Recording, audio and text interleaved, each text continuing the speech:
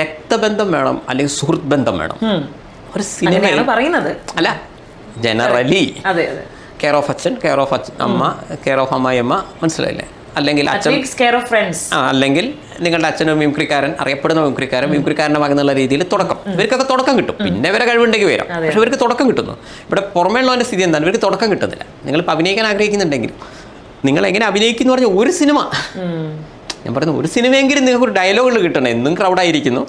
ഒരു അവസരം കിട്ടുമ്പോഴല്ലേ ആ കുട്ടി നന്നായി ചെയ്തിട്ടോ, പറയാം ഫസ്റ്റത്തെ അവസരം കിട്ടണം. അപ്പോൾ ഈ സിനിമാക്കാരുടെ മക്കൾക്ക് അങ്ങനെ ഒരു ഗുണമുണ്ട്, അല്ലെങ്കിൽ സംവിധായകരുടെ മക്കൾക്ക് അങ്ങനെ ഒരു ഗുണമുണ്ട്. ഇവർക്ക് താല്പര്യം ഇല്ലെങ്കിലും എത്രയോ നടന്മാരെ ഹിസ്റ്ററിയൊക്കെ നോക്കിയാൽ ഇവർക്ക് താല്പര്യമില്ല. ബാക്കിയുള്ളവർ പറയാം, മോനെ നീ സൂപ്പർ സ്റ്റാറിൻ്റെ മോളാണ് വരൂ പ്ലീസ്. കാരണം ഇവർ വന്നാൽ തന്നെ ഒരു പബ്ലിസിറ്റി കിട്ടും.